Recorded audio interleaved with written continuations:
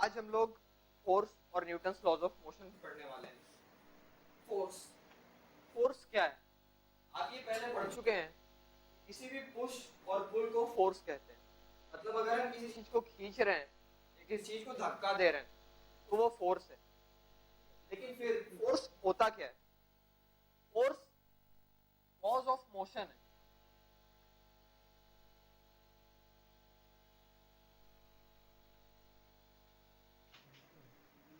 अगर कोई रुकी हुई चीज है और उसे हम चलाना चाहते हैं तो जो हमें उसके ऊपर करना पड़ेगा, जो हमें उसके ऊपर लगाना पड़ेगा, उसे फोर्स कहते हैं, उसे बल कहते हैं।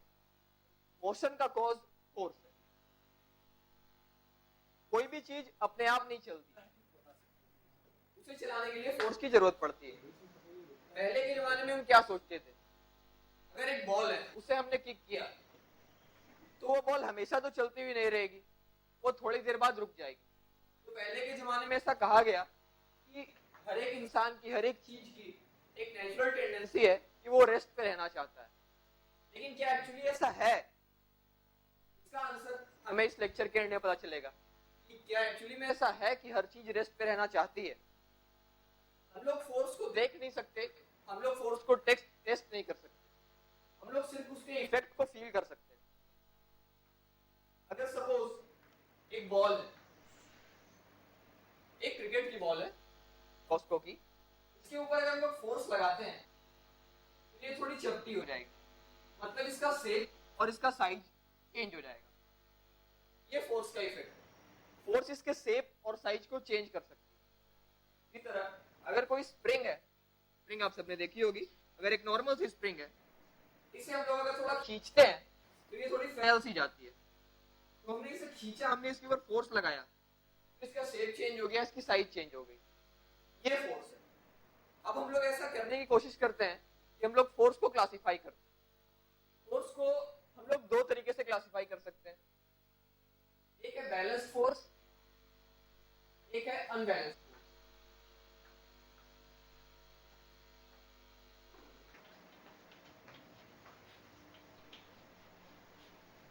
यहां पर मैं आपको एक फोटो दिखाना चाहूंगा।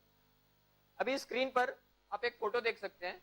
ये टेबल पे एक ब्लॉक पड़ा हुआ है, उसे कुछ नहीं किया जा रहा है, सिर्फ एक टेबल पे एक ब्लॉक रखी हुई है। अब हम लोग ये समझने की कोशिश करते हैं कि अगर इस ब्लॉक को खींचे इधर से उधर से, अगर इस ब्लॉक के साथ कुछ भी छेड़खानी करने की कोशिश हो तो ये उसका इफेक्ट कैसा रहेगा। अब हम लोग यहाँ देखते हैं बोर्ड पे, समझिए ये ब्लॉक है जो उस टेबल पे रखा हुआ है। इस ब्लॉक को दोनों तरफ से खींचा जा रहा है, एक तरफ से x, एक तरफ से y। अब अगर सपोज कि y की तरफ से कोई नहीं खींच रहा है, सिर्फ x की तरफ से खींचा जा रहा है, तो आप ये पाएंगे कि ये ब्लॉक x की तरफ मूव हो रहा है। होना भी चाहिए, कॉमन सेंस। अगर उसी तरह इसे सिर्फ y की तरफ से खींचा जा रहा है तो ये, और x की तरफ से कोई नहीं खींच रहा है, तो ये y की तरफ मूव होगा। लेकिन तब क्या होगा, जब इसे हम लोग x और y दोनों की तरफ से खींचे, ये किस तरफ मूव करेगा? ये उस तरफ मूव करेगा जिस तरफ से ज्यादा फोर्स लगाया जाए। सपोज एक तरफ से एक 20 साल का इंसान खींच रहा है, एक तरफ से एक 5 साल का बच्चा खींच रहा है, तो जिस तरफ से 20 साल का इंसान खींच रहा है उसी तरफ ये मूव होगा। क्यों? क्योंकि वो ज्यादा फोर्स लगाएगा, उसके अंदर ज्यादा ताकत है, वो ज्यादा बल लगा पाएगा।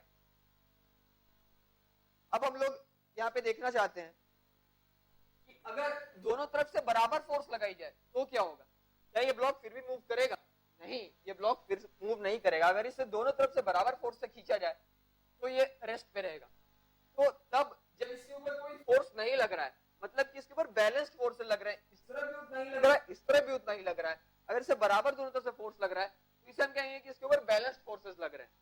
और जब एक तरफ से ज्यादा, एक तरफ से कम, या एक तरफ से ही लग रहा है, एक तरफ से नहीं लग रहा है, मतलब वो बैलेंस सिचुएशन नहीं है, उसे हम कहेंगे अनबैलेंस्ड फोर्स। और हमने जैसा देखा कि बैलेंस सिचुएशन जब होगी, जब दोनों तरफ से बराबर फोर्स से खींचा जा रहा है, तो ये ब्लॉक मूव नहीं करेगा।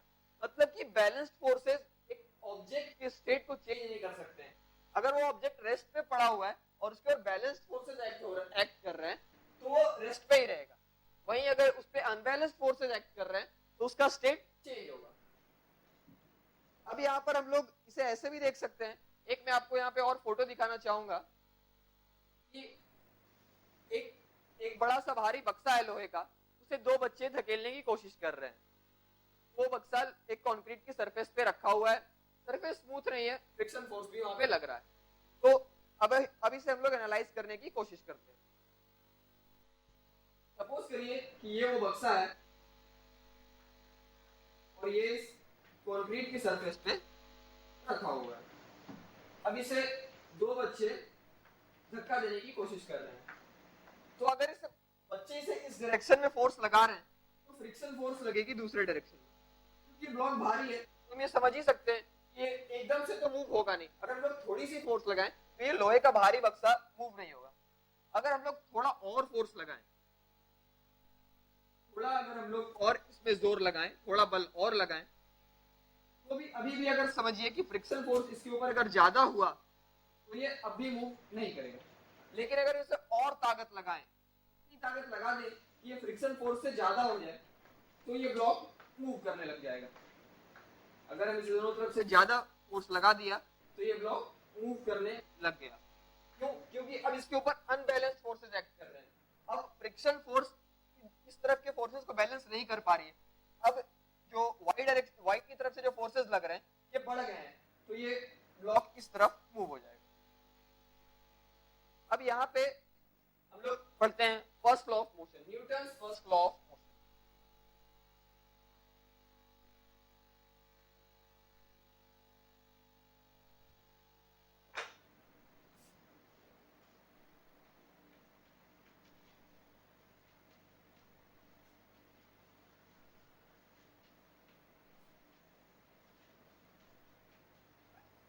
यहाँ मैं आपको इसके डेफिनेशन दिखाना चाहूंगा कि Newton first law of motion की डेफिनेशन क्या है। तो Newton first law of motion कोई नई बात नहीं कह रहा है, वो यही बात कह रहा है कि अगर कोई चीज रुकी हुई है तो वो रुकी हुई रहना चाहती है, अगर कोई चीज चल रही है तो वो चलते रहना चाहती है। जैसा कि मैंने आपको स्टार्टिंग में बताया था कि क्या ये हर चीज की नेचुरल टेंडेंसी है कि वो रुका हुआ रहना चाहती है। इसका आंसर हमें अभी न्यूटन के फर्स्ट लॉ से मिलता है कि नहीं, ऐसा नहीं है। वो रेस्ट में नहीं रहना चाहती, वो वैसे रहना चाहती है जैसे वो है। अगर वो रुकी हुई है तो वो रुकी हुई रहना चाहती है, अगर वो चल रही है तो वो चलते हुए रहना चाहती है। और ऐसा कब नहीं होगा? अगर उसके ऊपर हम बाहर से कोई बल लगा दे, कोई फोर्स लगा दे, उसको खुद के ऊपर चेंज करने पे जब तक मजबूर ना करें, वो तब तक अपने स्टेट को मेंटेन करने की हर संभव कोशिश करेगा। वो रेस्ट पे है तो रेस्ट पे रहने की कोशिश करेगा, मोशन में है तो मोशन में रहने की कोशिश करेगा। इसी चीज को दूसरे शब्दों में आपको दिखाना चाहूंगा कि हर एक ऑब्जेक्ट उसके अंदर आप कोई भी परिवर्तन करने की कोशिश करें। अगर आप ही है, आप बहुत मिठाई खाते हैं, अगर आपको कोई कोशिश करे कि आपकी मिठाई बंद करा दी जाए तो आप उसको थोड़ा आप उसमें रेजिस्ट तो करिएगा, आप चाहिएगा कि नहीं मैं मिठाई खाना बंद ना करूं। उसी तरह हर एक ऑब्जेक्ट अपने अंदर किसी भी अपने स्टेट में अगर उसके ऊपर कोई चेंज करने का प्रयास किया जाए तो उसे वो रेजिस्ट करेगा। इसको हम दूसरे शब्दों में ऐसे कह सकते हैं कि कोई भी चीज जो रुकी हुई है या जो मूव कर रही है वो वैसे ही रहेगी जैसी वो है, वो ऐसे ही रहना चाहेगी जैसी वो है। इसे हम लोग कहते हैं लॉ ऑफ इनर्शिया। तो first law he law of inertia, first law of motion को ही हम लोग लॉ ऑफ इनर्शिया कहते हैं। तो इनर्शिया यही है कि एक ऑब्जेक्ट की नेचुरल टेंडेंसी है कि वो अपने स्टेट में कोई भी चेंज रेजिस्ट करेगी। अब ये इनर्शिया डिपेंड किस चीज पे करती है? इनर्शिया डिपेंड इस चीज पे करती है कि उसका भार कितना है। आप खुद समझिए कि अगर एक 100 किलो का पत्थर पड़ा हुआ है और एक 10 किलो का पत्थर पड़ा हुआ है, जैसे एक 100 किलो का पत्थर है, एक 10 किलो का पत्थर है, इसको अगर आप मूव करना चाहिए, आप एक लात मारिए, शायद ये मूव हो जाए। लेकिन क्या ये 100 किलो का पत्थर मूव होगा? नहीं। ये ज्यादा, ये अपने आप इसके स्टेट में जब चेंज करने की कोशिश की जाएगी तो ये ज्यादा अपोज करेगा। इसको जब हम धक्का देने की कोशिश करेंगे ये ज्यादा अपोज करेगा। क्यों ये ज्यादा अपोज क्यों कर रहा है? क्योंकि इसका मास ज्यादा है, इसका भार ज्यादा है। तो हम यहाँ से ये समझ पाते हैं इनर्शिया किस चीज पे डिपेंड कर रही है। इनर्शिया उसके भार पे डिपेंड कर रही है, उसके मास पे डिपेंड कर रही है। अगर कोई चीज ज्यादा भारी है तो वो ज्यादा रेजिस्ट करेगी, अगर कोई चीज कम भारी है तो वो कम रेजिस्ट करेगी। अब मैं आपको इनर्शिया कितने टाइप की होती है मैं ये आपको बताना चाहूंगा।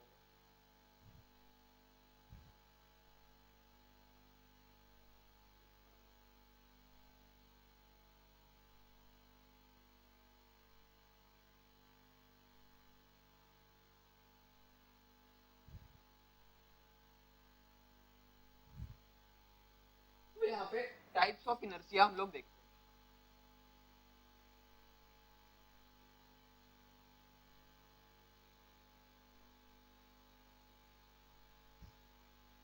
इनर्शिया बेसिकली 3 टाइप की होती है।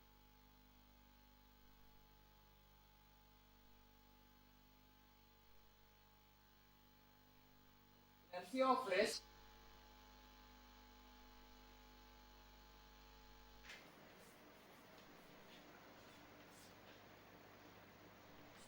इनर्शिया ऑफ मोशन, और तीसरी इनर्शिया ऑफ डायरेक्शन।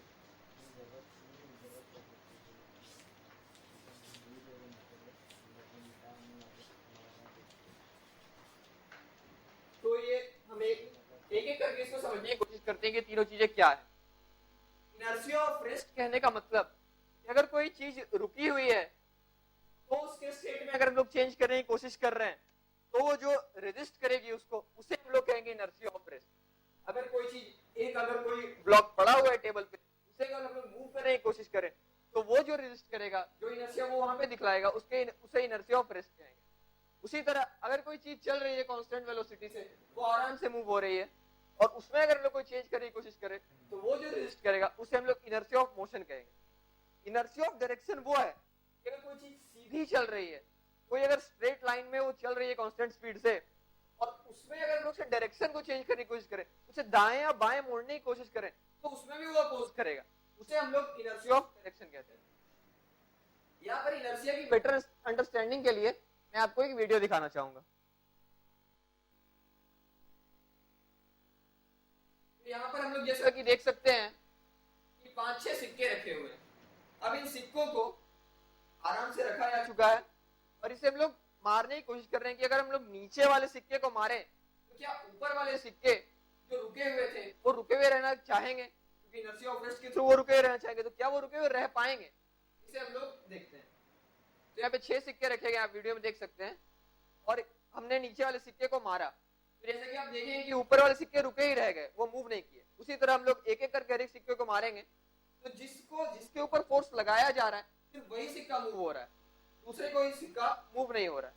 इसे हम लोग एक दूसरे तरीके से देखते हैं। यहाँ पर आप एक सेटअप देख रहे हैं, एक बीकर रखा गया है, उसके ऊपर एक ग्लास का सर्कल रख दिया गया है और उसके ऊपर एक सिक्का रखा जा रहा है। और अब हम लोग देखेंगे कि अगर इस ग्लास का जो सर्कल है उसे अगर हम लोग मूव कराएं तो क्या सिक्का भी उसके साथ मूव हो जाएगा, या सिक्का जो भी रुका हुआ है वो रुका हुआ ही रहेगा? तो इसे हम लोग देखते हैं। एक बीकर है, उसके ऊपर ग्लास का सर्कल है, सिक्का रखा हुआ है, और सिक्का इनर्शिया ऑफ रेस्ट के कारण होना यही चाहिए, सिक्का वहीं गिर जाए, और हो भी यही रहा है। अब देखिए दोबारा से हम इसको दिखाएंगे। ये रुका हुआ था सिक्का और हमने ग्लास के सर्कल को मारा तो सिक्का वहीं रह गया और सिक्का गिर गया, सिक्का ग्लास के सर्कल के साथ मूव नहीं किया। ये देखिए आप दोबारा से, सिक्के के नीचे के ग्लास सर्कल को मारा गया, सिक्का वहीं रह गया और सिक्का उसी जगह गिर गया। अब हम लोग ये यहाँ पे देख रहे हैं एक टेबल क्लॉथ, जैसा कि एक टेबल के ऊपर टेबल क्लॉथ रखा हुआ है, उसके ऊपर कुछ एक थाली रखी हुई है, एक प्लेट रखी हुई है। अगर हम लोग नीचे के टेबल क्लॉथ को खींचने की कोशिश करते हैं तो क्या उसके साथ ये जो थाली है, ये जो प्लेटें हैं, वो भी खींच जाएंगी? ये वो रेस्ट पे है तो रेस्ट पे रहना चाहेंगे? इसे हम लोग यहाँ पे देखते हैं। खींचा जा रहा है टेबल क्लॉथ को, और मैं टेबल क्लॉथ पर फोर्स लगाया और ये टेबल क्लॉथ खिंच गया, लेकिन वो चीजें वहीं रह गई। वो चीजें वहीं इनर्शिया ऑफ रेस्ट के कारण रहेगी, क्योंकि वो थाली और वो प्लेट रुकी हुई थी तो वो रुकी हुई रहना चाहती थी। उसके नीचे से हमने टेबल क्लॉथ को खींच लिया, फिर भी वो रुकी रही। इसे हम अगला देखते हैं कि एक लोहे का पतला सा रॉड रखा गया है, एक पेपर उसके नीचे दबा हुआ है। तो अगर हम लोग पेपर को खींचने की कोशिश करें तो क्या रॉड भी उसके साथ गिर जाएगा या रॉड वहीं पे रहेगा? हमने इसे खींचा, इस पे फोर्स हमने लगाया और रॉड वहीं रह गया और पेपर खींच गया नीचे से। इसे हम लोग और अच्छे से इस एक्सपेरिमेंट को तब परफॉर्म कर सकते हैं कि अगर उस जो कागज है उसके ऊपर एक जोर का फोर्स एक बार में लगाया जाए, इवन तरीके से हम इस पे फोर्स लगाएं। यहाँ पे हम इसे दूसरे रॉड से मारने की कोशिश करते हैं, और मैं इसे दूसरे रॉड से मारा और रॉड वहीं पे रह गया इनर्शिया ऑफ रेस्ट के कारण, और कागज खुद ब खुद इधर खींच गया। अब यहाँ पे हम लोग देख रहे हैं कि 3 बीकर्स हैं, इसके ऊपर एक थाली रखी गई है, थाली के ऊपर 3 बॉलें रखी गई है, और हम लोग एक डंडे से उस प्लेट को मारते हैं। तो क्या वो बॉल्स वहीं रह के पानी में गिर जाएंगी या बॉल्स भी उसके साथ चली जाएंगी? इनर्शिया ऑफ रेस्ट के कारण होना यही चाहिए कि बॉल वहीं रह जाए। अब हम लोग देखते हैं कि क्या बॉल वहीं रह पाती है। हमने इसे मारा और ये बॉल वहीं गिर गई। इसे हम लोग दोबारा देखेंगे कि ऐसा क्यों हो रहा है। इसे धीरे से एक बार फिर से देखते हैं। हमने मारा और ये बॉल वहीं पे गिर गई। तो इससे हमें समझ आता है इनर्शिया ऑफ रेस्ट क्या है। कोई चीज जो रुकी हुई है वो रुकी हुई रहना चाहती है, कोई चीज जो चलती हुई है वो चलती हुई ही रहना चाहती है। अब इस टॉपिक के ऊपर हम कुछ क्वेश्चंस करेंगे। पहला क्वेश्चन आप स्क्रीन पे देख सकते हैं कि which of the following has more inertia, इनमें से किसका इनर्शिया ज्यादा है। अब यहाँ पे हम देख रहे हैं एक रबर बॉल या एक स्टोन, इसका इनर्शिया ज्यादा होगा अगर दोनों सेम साइज का है। तो स्टोन और रबर बॉल दोनों अगर सेम साइज के है तो स्टोन का मास ज्यादा होगा नेचुरली, तो स्टोन के अंदर ज्यादा इनर्शिया होगा। दूसरा क्वेश्चन ये है एक बाइसाइकिल और एक ट्रेन में इसका इनर्शिया ज्यादा होगा। तो ये नेचुरल सी बात है कि ट्रेन बड़ी होती है, ट्रेन भारी होती है, साइकिल हल्की होती है, तो ट्रेन के अंदर ज्यादा इनर्शिया होगा। क्यों? क्योंकि इनर्शिया मास पे डिपेंड करती है, जैसा कि मैंने आपको पहले बताया। तो इसका आंसर होगा कि ट्रेन हैज मोर इनर्शिया। एक 5 रुपए का सिक्का और एक 1 रुपए का सिक्का, तो 5 रुपए के सिक्के का वजन 1 रुपए के सिक्के से तो ज्यादा ही होता है, तो 5 रुपए के सिक्के में इनर्शिया ज्यादा होगी। अब यहाँ दूसरा क्वेश्चन, अगर हम लोग एक चलती हुई बस में ब्रेक लगाएं तो हम आगे क्यों झुक जाते हैं, और अगर एक बस रुकी हुई से स्टार्ट हो तो हम लोग पीछे क्यों रह जाते हैं। तो इसका आंसर सिंपल सा है कि अगर आप एक बस पे बैठे हुए हैं, बस चल रही है, आपकी बॉडी भी मोशन में है, वो मोशन में ही रहना चाहती है। सडनली अब अगर ड्राइवर ब्रेक लगाता है तो आपका पैर जो कि बस के कांटेक्ट में था वो तो रुक जाता है, लेकिन आपकी अपर बॉडी आगे क्यों नहीं चलती रहनी चाहती है, क्योंकि इनर्शिया ऑफ मोशन उसे ऐसा करने में मजबूर कर रहा है। वो जा रही है इसलिए वो जाती ही चली, इसलिए वो जाती ही रहना चाहती है। तो इनर्शिया ऑफ मोशन के कारण वो आगे की तरफ चली जाएगी। उसी तरह एक बस जब रुकी हुई है और बस जब रुकी हुई से स्टार्ट होती है तो क्या होता है, हमारी पूरी बॉडी रेस्ट में है। अब जो पैर है हमारे वो तो बस के कांटेक्ट में है, और बस जैसे ही चली हमारे पैर उसके साथ आगे बढ़ गए, लेकिन आपकी upper body inertia of rest के कारण वहीं रहना चाहती है। तो आपके पैर आगे थोड़े जा रहे हैं और आपकी बॉडी वहीं रहना चाहती है, तो आपको पीछे की ओर एक धक्का लगेगा। तो यहाँ से हमें ये समझ आया कि जब कोई चलती हुई बस अचानक ब्रेक लगती है तो हम आगे क्यों गिर जाते हैं, और अगर एक रुकी हुई बस अचानक से चलती है तो हम लोग पीछे क्यों रह जाते हैं। तो यहाँ हमारे सामने एक तीसरा सवाल है, एक ऑब्जेक्ट है उसके ऊपर कोई अनबैलेंस फोर्स नहीं लग रहा है, net zero external unbalance force है, तो क्या वो चीज चलती हुई रह सकती है या वो रुकी हुई ही रहेगी हमेशा। इसका आंसर क्या होगा, तो अगर उसके ऊपर नेट जीरो अनबैलेंस फोर्स लग रहा है वो चलती हुई रह सकती है। कैसे? अगर वो पहले ही चल रही हो एक कांस्टेंट वेलोसिटी से और उसके ऊपर कोई फोर्स ना भी लग रहा हो तो वो चलती हुई रह जाएगी, क्योंकि न्यूटन का पहला लॉ यही कहता है कि अगर कोई चीज रुकी हुई है तो वो रुकी हुई रहेगी, अगर कोई चीज चल रही है तो वो चलती हुई रहेगी। एक रुकी हुई चीज को चलाने के लिए फोर्स की जरूरत है, एक चलती हुई चीज को रोकने के लिए फोर्स की जरूरत है, लेकिन एक रुकी हुई चीज को रुका हुआ रखने के लिए फोर्स की जरूरत नहीं है। एक चलती हुई अगर कांस्टेंट वेलोसिटी से चल रही है उसको कांस्टेंट वेलोसिटी से चलते रहने के लिए किसी फोर्स की जरूरत नहीं है। एक बार हमने फोर्स लगा के उसको कांस्टेंट वेलोसिटी दे दी फिर वो चलती ही चली जाएगी अगर उसके ऊपर कोई और एक्सटर्नल अनबैलेंस फोर्स नहीं लग रहा है। तो इसका आंसर होगा कि हाँ वो चीज चलती हुई रह सकती है। और यहाँ पूछे जा रहे हैं कि उसकी वेलोसिटी के ऊपर क्या कंडीशन है। उसकी वेलोसिटी का मैग्नीट्यूड कुछ भी हो सकता है, कोई भी नॉन जीरो चीज, और उसका डायरेक्शन होना चाहिए कि वो एक स्ट्रेट लाइन में मूव करती हो। अब हमारे सामने चौथा क्वेश्चन है, ये कारपेट है उसके ऊपर कुछ धूल जमी हुई है, पुरानी कारपेट के ऊपर धूल जमी हुई है और हम उसे डंडे से मार रहे हैं तो उसमें से धूल गिर जाती है। तो ऐसा क्यों होता है, इसके रीजन को हमें एक्सप्लेन करना है।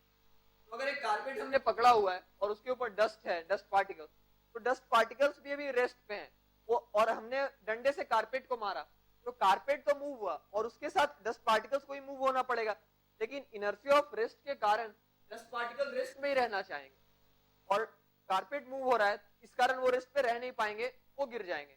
तो इसका रीजन ये है इनर्शिया ऑफ रेस्ट उन्हें कंपेल कर रहा है कि वो नीचे उसके कारपेट के बाहर आके गिर जाए। अगला क्वेश्चन है कि हमने हमेशा देखा होगा कि कोई अगर चलती हुई बस है, हमने अपना सामान उस बस के ऊपर रखा तो हमें हमेशा कह दिया जाता है कि अपना सामान आप बांध दीजिए।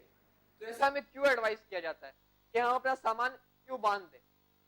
तो इसका रीजन यही है जो कि एक अगर बस रुकी हुई है और रुकी हुई से बस चलना जब शुरू करेगी तो उन सामानों के ऊपर भी पीछे की तरफ फोर्स लगेगा। तो अगर आप सामान को बांधेंगे नहीं तो सामान गिर सकता है। उसी तरह अगर बस चल रही हो और बस में अचानक ब्रेक लगते हैं तो सामानों के ऊपर भी आगे की तरफ फोर्स लगेगा तो सामान गिर सकते हैं। इसलिए हमें कहा जाता है कि आप सामान को बांध के रखें।